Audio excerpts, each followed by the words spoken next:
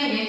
Coba tepuk 1 nanti ha, tepuk 2 he he, tepuk 3 hi hi hi, tepuk 4 ho ho ho ho, tepuk 5 hu hu hu hu hu. Bisa? Saya pandu. Tepuk 1 ha, tepuk 2 he he, tepuk 3 hi hi hi, tepuk 4 ho ho ho ho, tepuk 5 hu hu hu hu hu. Bisa sendiri? Coba deh, 1 kali saja biar tidak ngantuk. Tepuk 1 kurang semangat. Tepuk 1 ha, tepuk 2 he he, tepuk 3 hi hi hi, tepuk 4 ho ho ho ho, tepuk 5 hu hu hu hu hu. Masya Allah, terima kasih. Baik, di sini saya akan melanjutkan materi yang dari sesi 2, materi yang ketiga, yaitu tentang kebutuhan dasar manusia, 5 posisi kontrol, dan yang terakhir nanti segitiga restitusi. Tadi di awal sesi pertama sudah dijelaskan oleh Bu Ani, berarti tentang 3. Ada yang masih ingat tadi tentang apa saja yang disampaikan oleh Bu Ani? Oke, ada konsekuensi, restitusi, hukuman. Ya, tadi sebenarnya disampaikan oleh Bu Ani itu meliputi tentang nilai disiplin. Tadi apa disiplin itu? Tentang apa ya disiplin? Tentang mengontrol. Iya, tentang mengontrol diri. Itu yang pertama. Yang kedua tentang nilai-nilai kebajikan universal tadi yang dituangkan dalam keyakinan kelas. Dan yang terakhir yang ketiga yaitu tentang keyakinan kelas. Tadi sudah dipaparkan oleh Bu Ani tentang prosedur dalam membuat keyakinan kelas. Di sini saya akan melanjutkan untuk yang materi pertama, yaitu kebutuhan dasar manusia. Next. Bapak Ibu, coba saya mau tanya, masih ingatkah tadi yang disampaikan oleh Bu Ani bahwa setiap manusia melakukan kegiatan pasti ada apanya? Tujuan. Betul, karena ada tujuan di belakangnya. Nah, ini kebutuhan dasar manusia itu adalah yang melandasi manusia melakukan kegiatan mereka. Mari kita kulik satu persatu apa saja sih kebutuhan dasar manusia. Ternyata ada 5 kebutuhan dasar manusia. Yang pertama apa Bapak Ibu? Bertahan hidup. Yang kedua, penguasaan. Yang ketiga, kasih sayang dan rasa diterima. Yang keempat, kebebasan. Dan yang kelima, kesenangan. Apakah ada dalam diri kita yang kelima-limanya yang kita inginkan dari 5 ini? Ada, pasti ada ya. Ada yang ingin bertahan hidup? Pasti. Apakah ingin ada yang bertahan mati? Tidak ada, ya. Apakah ada yang ingin punya power, punya penguasaan? Ada kan? Apakah ada yang ingin mengejar kesenangan? Ada. Apakah ada yang ingin bebas? Ada. Apakah ada yang ingin dicintai orang lain? Pasti ada. Nah, di sini bisa Bapak Ibu lihat semuanya. Ada 5 tadi. Kalau bahasa Inggris kerennya itu bertahan hidup artinya survival. Dari kata survive, bertahan. Kemudian ada kasih sayang dan rasa diterima.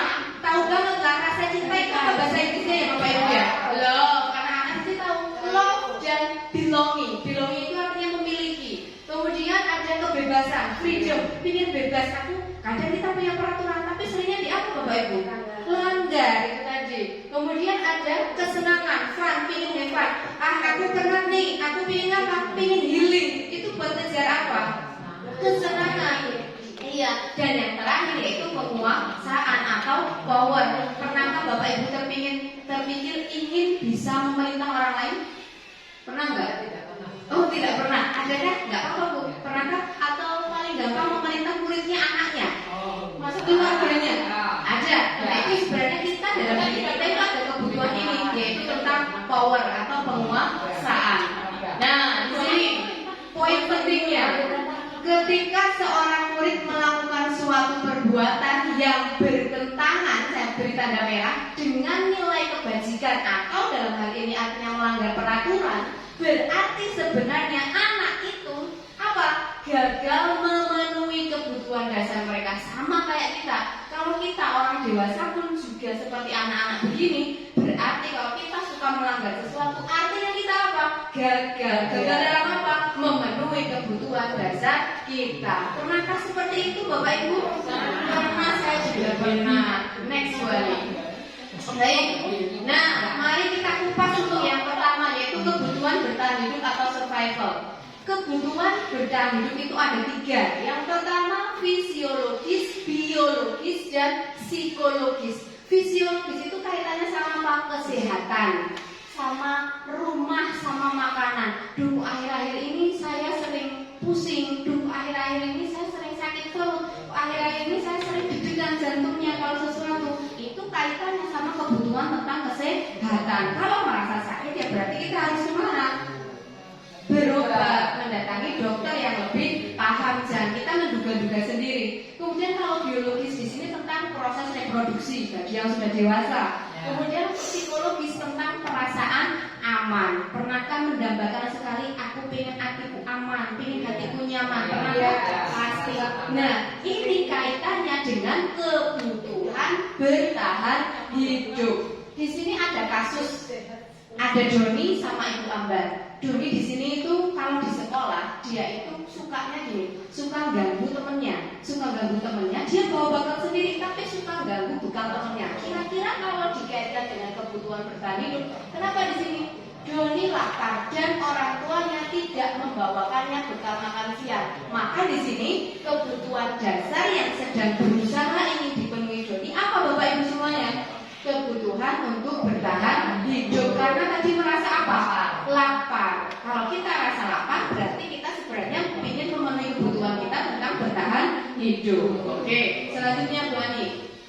Nah, yang kedua tadi yang pertama kebutuhan bertahan hidup atau survival. Yang kedua tentang kasih sayang dan rasa diterima. Kebutuhan untuk diterima atau love and belonging. Pernahkah Bapak Ibu memantau keadaan sekitar atau mungkin dirinya sendiri berpikir, kok aku kayaknya orang dijadiin karo wong kae yo, kok kayaknya wong kae ngedol karo aku yo, kok anak itu sepertinya dijauhi teman-temannya ya? Pernah nggak melihat seperti itu? Saya sendiri sering. Nah, sebenarnya itu muncul karena kita punya kebutuhan akan kasih sayang. Entah kasih sayang dari teman, dari tetangga, dari suami, dari istri, anak, murid, ataupun bahkan orang asing yang belum pernah mengenal kita sama sekali. Nah, kalau dilihat di sini, kebutuhan untuk disayangi, diterima itu artinya butuh apa? Hubungan dan koneksi sosial. Atau katakanlah kalau dalam Islam apa buah itu? Hablum minanas ya. Hablum minanas, orang dengan orang seperti itu. Nah, kebutuhan untuk memberi dan menerima kasih sayang dan kebutuhan untuk merasa menjadi bagian. Pernahkah merasa kok mereka asik banget ya ngobrolnya, tapi kok aku merasa sendiri gitu? Pernah nggak? Nah, gitu kok aku nggak dijain ngomong seperti itu mirip seperti ini. Nah, seperti yang saya katakan tadi, di sini ingin tetap adanya hubungan dengan orang lain, misal teman, keluarga, pasangan hidup, teman kerja, bahkan binatang peliharaan pun. Kok biasanya kucingku suka meledot-meledot, kok sekarang menjauh ya? Kenapa ya? Apakah kucingku sakit? Apakah kucingku mau ngesir sama kucing tetangga? Seperti itu kan kadang ada perasaan seperti itu. Nah, di sini kemudian di mana kita tergabung anak yang memiliki kebutuhan dasar akan kasih sayang, biasanya mereka akan disukai dan diterima lingkungannya. Biasanya kalau dari rumah mereka full banyak energi, banyak baterai tentang kasih sayang dari keluarganya, biasanya di lingkungannya dia akan diterima. Selain itu mereka juga akrab dengan orang tuanya. Apakah pernah melihat murid-murid kita yang gak akrab dengan orang tuanya atau pernah tahu tentang cerita mereka gak pernah ngobrol sama orang tuanya seperti itu? Atau mungkin kita sendiri merasa di rumah, kok anak saya gak pernah ngobrol sama saya, misalnya seperti itu. Nah, berarti mungkin di sini kebutuhan akan kasih sayangnya mungkin kurang. Tapi kalau anak yang memiliki kebutuhan kasih sayangnya ini terpenuhi, dia akan apa? Dekat dengan orang tuanya.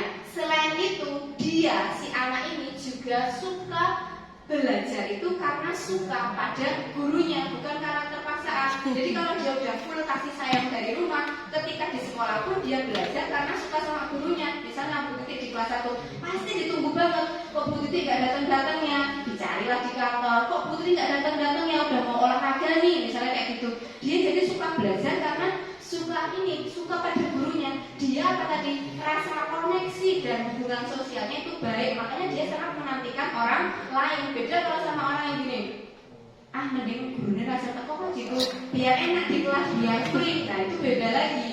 Nah selain itu dia si anak ini juga menganggap bahwa teman sebaya itu sangatlah penting. Makanya kadang kalau kita dengar ada anak yang suka katanya punya circle, punya geng, sebenarnya ini dia dalam kerangka untuk memenuhi rasa kasih sayang. Mereka sangat menghargai yang namanya teman sebaya itu sangat penting dalam hidup mereka. Bahkan mungkin orang tuanya nggak tahu, tapi teman sebayanya bisa tahu.